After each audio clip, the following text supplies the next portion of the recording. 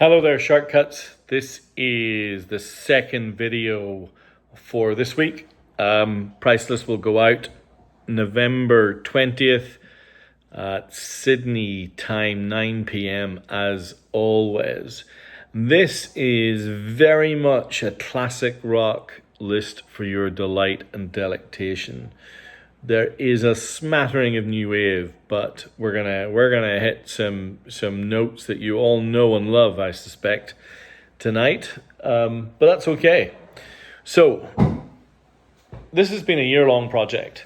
I decided in February of this year that I was going to listen to as many copies of Dark Side of the Moon by Pink Floyd as I could. At this point, I am up to 15. It includes the UK first press, the UK third press, the Australian quadraphonic, Japanese first, second and third and fourth press, the 30th anniversary press, the 40th anniversary press, and the 50th anniversary press, amongst some US presses. And I still wasn't satisfied. So this week I acquired the Australian stereo version, and a couple of weeks back, it cost me a bit, but I'm looking forward to it. I want to get it clean before I do this. I bought the UK quadraphonic. At that point, I think I am done. Now, the only one that I haven't listened to yet is the UK quadraphonic. So that is the fly in the ointment. That may well upset the order. Oh, and by the way, it also includes the mobile fidelity copy as well.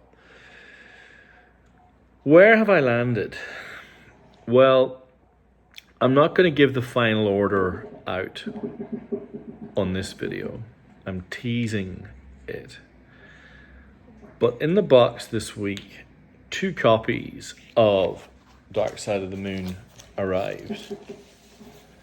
They are both the Japanese third press. For those of you who like to know the codes, it is EMS 80324. Both, I'm just going to pick the other one up, have the obi. Both have the posters. And this one has the postcard and the book. So you have, I played them both. They're both amazing condition. Third press, one complete with both posters, postcard and book that I have never seen before. And this one, vinyl just as good, but with the posters. So 2 copies. Pretty amazing, considering when was the last time I saw this record, the third press in this condition with the obi? 2 years ago, well, definitely last year, maybe middle of last year, maybe getting on for 18 months ago. Let me tell you about this third press. It's bloody great. It's my go-to copy. Where it sits in the list is definitely upper echelon, but I don't know. I have not decided. I have to listen to the UK quadraphonic, and then I'm going to give you all my findings, and I am going to stack rank them. That'll be fun. It's beautiful, it's nuanced, even though it is not, and this is kind of, some people are put off by this, but I'm just going to assuage any fears here. It's on the brown EMI label, so it's not Odeon. Don't let that influence you. They absolutely nailed this pressing. Nailed it. Now, this is a record that I reckon all of you already own. So if you have a great copy, don't worry about it. It's if you want to have a copy that is 100% in the reckoning for the best ever copy, then that has to be on your mind. I have never heard the kind of ultra high-end UHQR pressings and stuff like that. So, you know, I don't know. I don't know how to decide where this fits. All I know is I love it to bits. I think it's great. I think the Obi is pretty beautiful. This is the thing you treat yourself to for Christmas. So this one will be slightly cheaper, but not much actually, because they're both pretty pricey because of the Obi.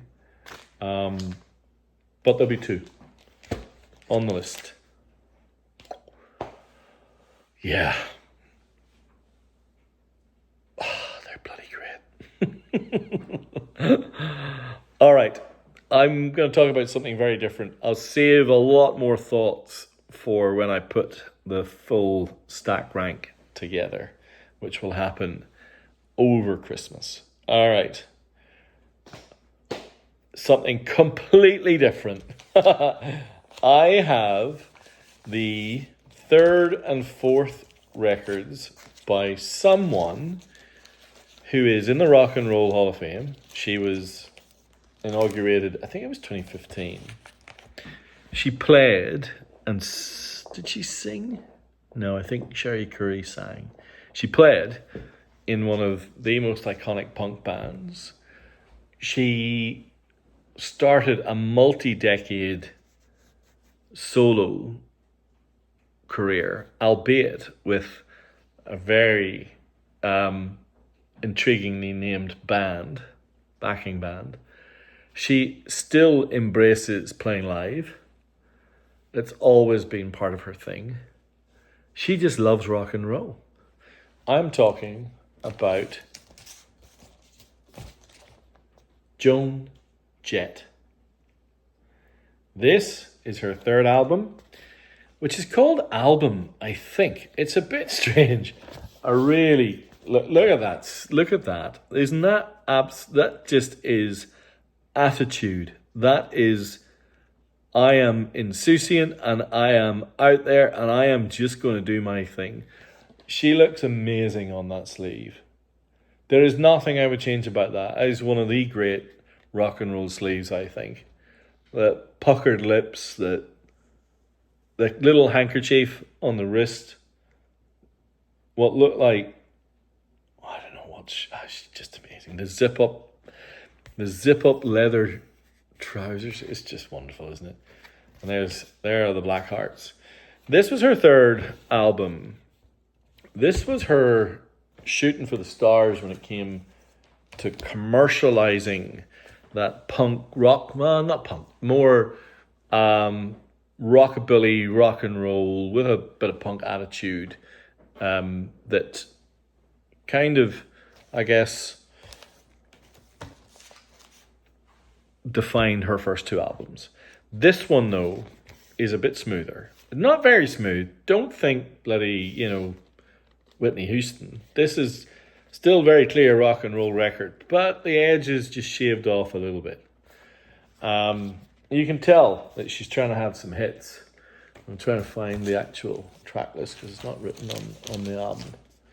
But there was a big hit or a decent hit from this one.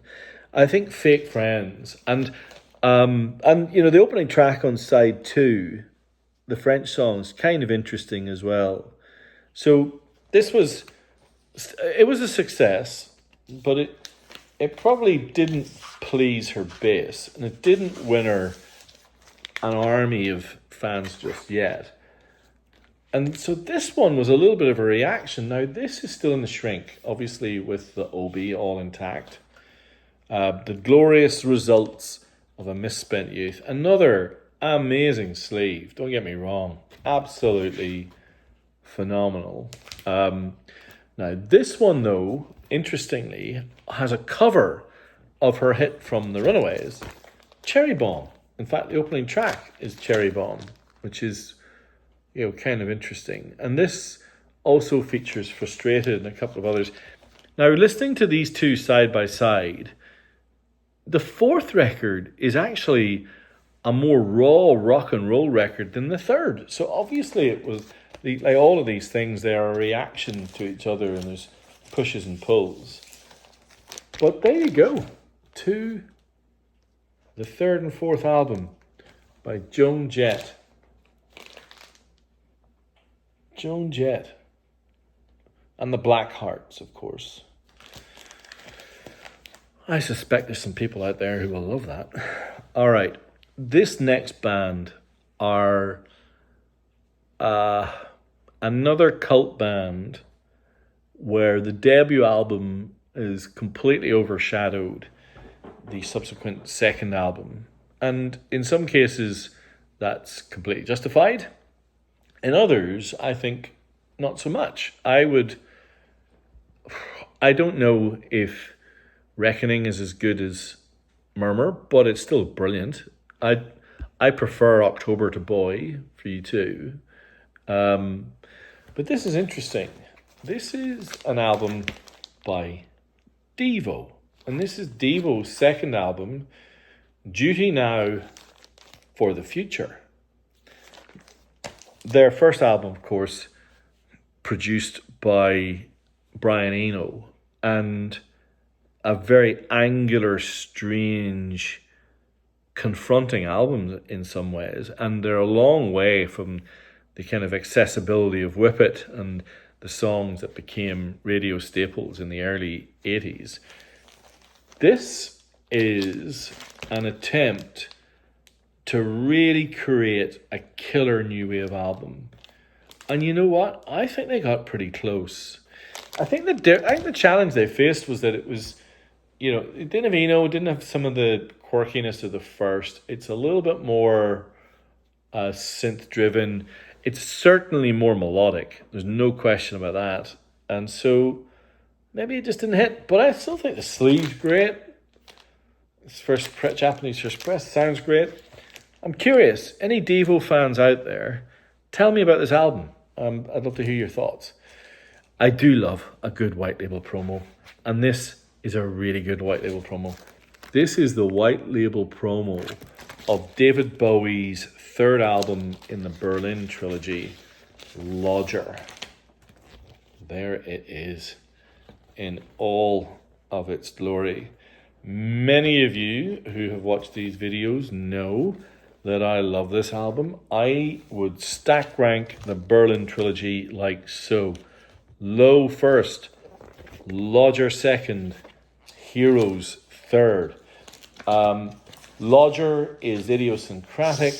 It's clattering. It's certainly more obstructional in that there are unlike say side 2 of Low, where there's a very clear theme through. These are disparate songs. Maybe there is a sense that they're offshoots from the session where they didn't quite know where to put them, so they just did and called it Lodger. I can see that. I still love it. I think DJ Boys Keep Swinging. There's so many tracks that I just really dig, and that is a white label promo, and that is the first time I've ever seen that. Okay, now again for something completely different. What about this? This is Bon Jovi's second album, 78,000 degrees Fahrenheit, which was and is apparently the temperature at which rock melts. Man, what a metaphor that is. But the package is really, really, really interesting. I tried to play this earlier. I couldn't get past track 2, to be fair. It's just not me. But look at this. There is a smattering of interesting things. Of course, there's the lyric sheet. There's this, which is, I don't think this has been opened very often at all. Look, it's still clinging to itself. Man, This might well be the first time that this poster has ever been opened. And I don't want to rip it. I'm going to give it one more go and then I'm going to stop. This is a poster of the band that you can see half and half, because I'm not going to risk it by folding it out. Also, there's a game, and it's called Sugar Rock Roulette. Now, it's got lots of different pictures of the band and things that you cut out and stuff that you do. And it's got the sticker set, which is fully intact. Look at all of those. Now, this, of course, is the transitional record that led to Slippery When Wet. And this is a key reason why that record happened. Richie Sambora rejoined the band in a full-time capacity for 78,000 degrees Fahrenheit. And we all know how important he is to Bon Jovi. And so there you go. An amazing package. I don't know why that record had so much of an investment from our friends in Japan, but there it did. Now, there's a couple of people in our club who absolutely love and care and are deeply devoted to the world of sleeves. And I know there are certain people that I can't offer records to if the sleeve isn't schmick. And you know what? I get it. Everyone has their thing. The next album I've seen many times. And usually the gold paint is flaking off at some place. Sometimes pretty significantly. Sometimes just in a corner or an edge. This is the cleanest I have ever seen this record. It is Cream's Wheels on Fire, the live album. Can you see how pristine this is? There is nowhere where the gold flake is not perfect. Side one of this, with probably the 4-minute nugget that most of you know, Crossroads, which is one of the killer tracks in Wheels on Fire, features the 16-minute Spoonful, which is pretty majestic. And look at that inner. The pink inner is as spectacular as the gold outer. I was just blown away. Really cool album. I know many of you have bought it from me. That's the best I've ever seen it. This is also the best I've ever seen this. The first press of Cosmo's Factory by Creedence. The first time I've had this for donkeys. This is such a tightly held record. Absolutely perfect condition.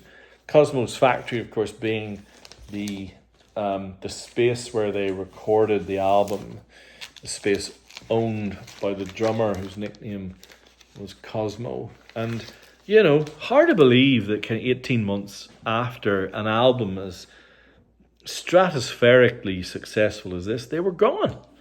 Mardi Gras was terrible compared to this, and they fell apart.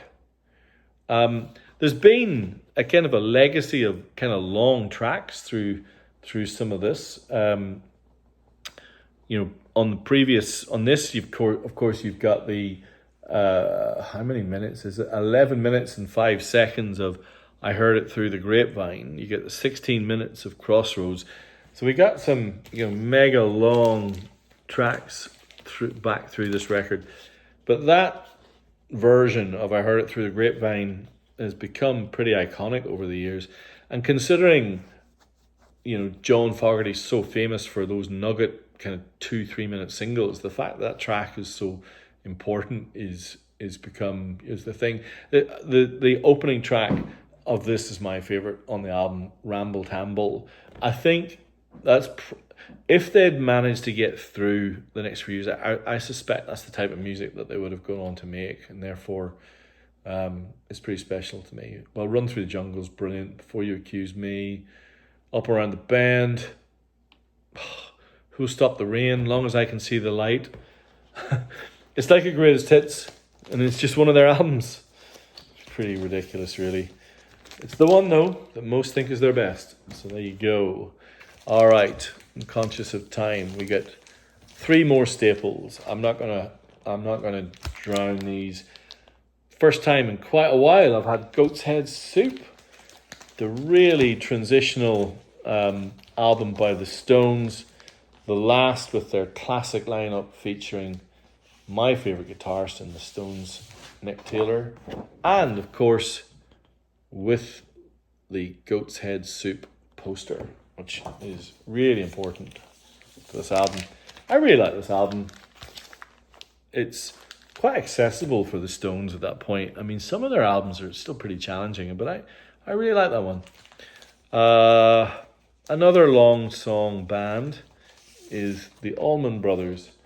This is a record steeped in tragedy. This is the record they released after the death of the beautiful Duane Allman. And they went back to family. And they made an album called Brothers and Sisters that is arguably in the mix for the best thing they ever did. And they showed that they could get by without Duane Allman, even though what had happened was so sad. Southbound and Jessica, Ramblin' Man, Wasted Words. Another album that is almost like a greatest hits, but it's just great. And I know, this record, I don't think it's quite at Shortcuts royalty status, but it's pretty damn close.